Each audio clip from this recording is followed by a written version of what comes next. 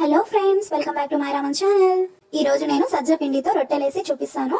ఈ రొట్టెలు చాలా బాగుంటాయండి అండ్ హెల్దీ కూడా. పిల్లలకి పెద్దలకి చాలా హెల్దీ అండి. ఈ టిప్ ని ఫాలో అయితే చేయడానికి రాని వాళ్ళు కూడా ఈజీగా చేసేస్తారండి. ఈ రొట్టెల్ని ఏ కర్రీతో తిన్నా చాలా బాగుంటుందండి. పప్పుతో గానీ, పచ్చడితో గానీ, పచ్చికారం గానీ, ఏ పచ్చడితో అయినా గానీ చాలా బాగుంటుంది. ముఖ్యంగా పెరుగులో ఇంకా బాగుంటుంది. పిల్లలు కమ్మగా తినేస్తారు. ఒక 10 మినిట్స్ పెరుగులో నానబెట్టి పిల్లలకి తినిపిస్తే చాలా మంచిదండి, చాలా బాగుంటుంది. వీటితో పాటు సజ్జ అప్పాలు కూడా చేశానండి. వీటిని ఒక 3 days వరకు స్టోర్ కూడా చేసుకోవచ్చు. ఇవి పాతకాలం రెసిపీస్ అండి. ఈ కాలంలో చేసుకునే వాళ్ళు చాలా తక్కువ మంది ఉన్నారు.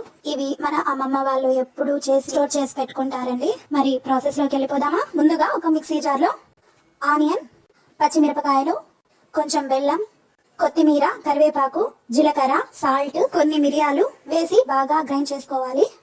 కావాలంటే మీరు అల్లం వెల్లుల్లి కూడా యాడ్ చేసుకోవచ్చు. నేను ఇక్కడ యాడ్ చేయట్లేదండి. ఇష్టమైన వాళ్ళు యాడ్ చేసుకోవచ్చు.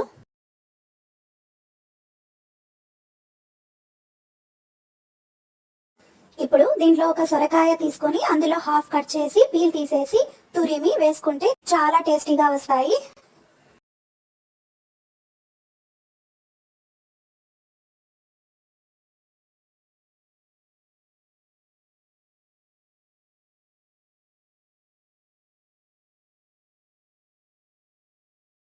ఇప్పుడు ఒక బౌల్లో గ్రైండ్ చేసి పెట్టుకున్న ఆనియన్ పేస్ట్ అండ్ సొరకాయ తురుము వేసి, సజ్జ పిండి వేసి, కొంచెం సాల్ట్ వేసి చపాతీ పిండిలా కలుపుకోవాలండి.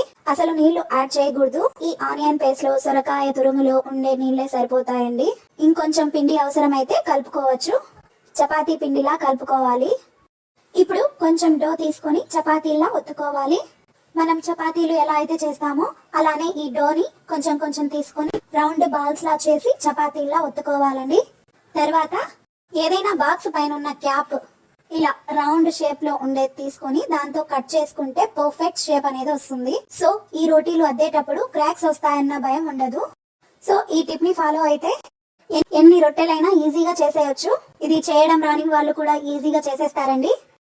ఇప్పుడు ఈ రొట్టెని పెనం పైన వేసి ఆయిల్ అయినా నెయ్యి అయినా అప్లై చేసి 2 సైడ్స్ బాగా కాల్చుకోవాలండి.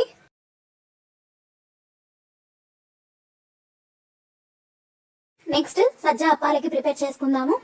అదే పిండితో చపాతీలా ఒత్తుకొని ఒక గ్లాస్ తో అయినా కట్టర్ తో అయినా ఈ విధంగా చిన్న రౌండ్ షేప్ లా కట్ చేసుకోవాలి. ఇవి చిన్న చిన్న బిస్కెట్స్ లా చాలా బాగుంటాయండి.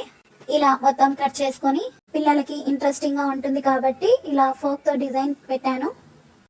మీకు ఇష్టం లేకపోతే స్కిప్ చేసేసేయచ్చు. సో ఈ విధంగా అన్ని పెట్టుకొని బాగా కాగిన నూనెలో డీప్ ఫ్రై చేసుకున్నాను.